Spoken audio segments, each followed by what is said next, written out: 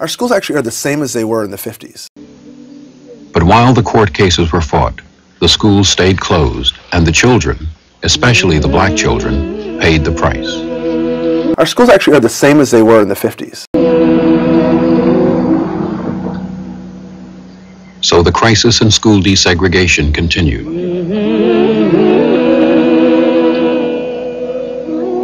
In the fall of 1960 in New Orleans, 4 little black girls were sent to first grade in white schools. Our schools actually are the same as they were in the 50s. It caused a citywide riot.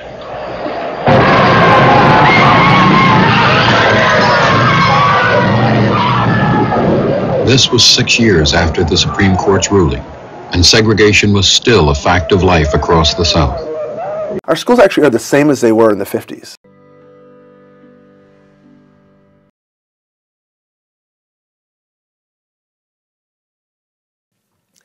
It's almost impossible to fire a teacher. It's happening across the country. Now, 175 Kansas City, Missouri school teachers are out of work, too. Just a couple of weeks before the school gets started there. Maybe hope. Lindsay Shively's in the newsroom to explain. And really, not a lot of notice here, Lindsay. Not at all. Those 175 teachers in Kansas City just heard Wednesday that they won't be working for the district. It's almost impossible to fire a teacher. Hundreds of D.C. teachers won't be in the classroom this fall. D.C. public schools are firing them after several new staff evaluations. Fox 5's Matt Acklin is live outside school headquarters in Northeast with more details on this tonight. Matt?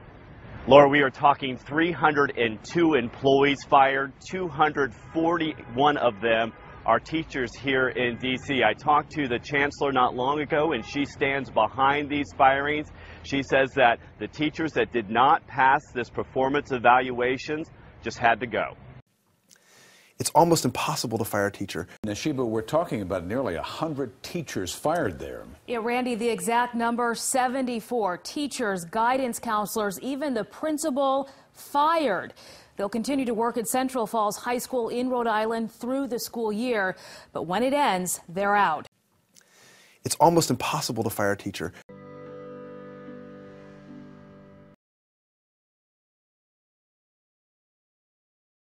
Brazilian philosopher Paulo Freire.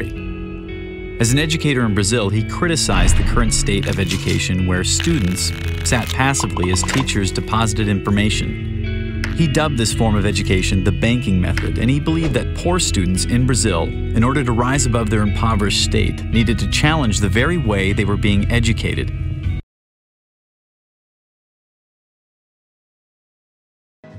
It should be simple. A teacher in a schoolhouse, filling her students with knowledge and sending them on their way.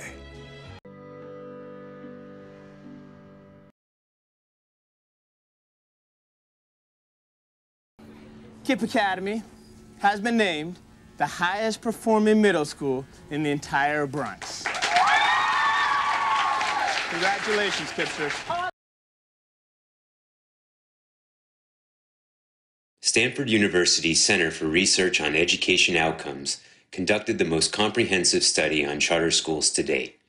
What some of the most prominent charter schools have learned to create is the illusion of student improvement. As the number of students in red at KIPP go down, the proficiency rates in blue go up. When looking only at the blue line for proficiency, it would appear that KIPP has led its students to make dramatic improvements. However, if you look closely at the red enrollment line, you can see that the school lost over 20 students between 5th and 8th grade.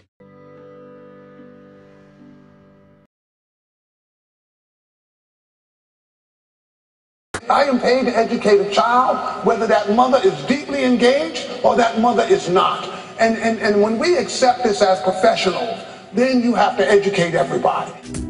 Jeffrey Canada is the founder and CEO of Harlem Children's Zone, which manages hedge fund and billionaire-backed charter schools with over $200 million in assets. In 2007, Mr. Canada was exposed for kicking out an entire class of children from his charter school, Promise Academy 1, because their test scores were too low. To this day, Mr. Canada's 2 charter schools consistently show high rates of attrition, despite his claims of success. Kids look at the world and they make certain predictions based on the evidence they're receiving from their peers, from their parents, and from their teachers. From their perspective, the world is a heartless, cold-blooded place because they realize they've been given the short end of the stick and they don't know why. In 2007, Mr. Canada was exposed for kicking out an entire class of children from his charter school, Promise Academy 1, because their test scores were too low.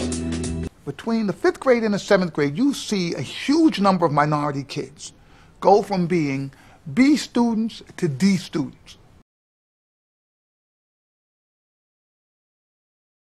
In 2007, Mr. Canada was exposed for kicking out an entire class of children from his charter school, Promise Academy 1, because their test scores were too low.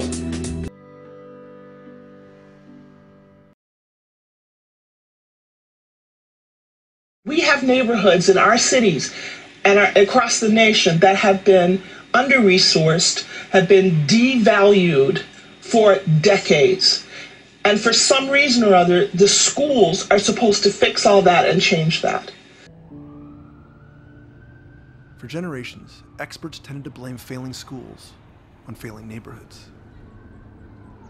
But reformers have begun to believe the opposite, that the problems of failing neighborhoods might be blamed on failing schools. That the problems of failing neighborhoods might be blamed on failing schools. I think the best thing that happened to the education system in New Orleans was Hurricane Katrina.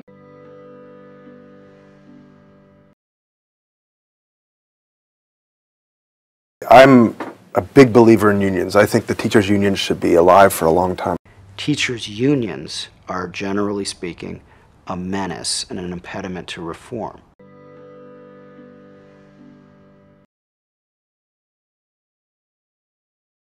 Did you go to public school? I didn't. Okay. Oh, you didn't. So you've never really been in a public school except for this documentary?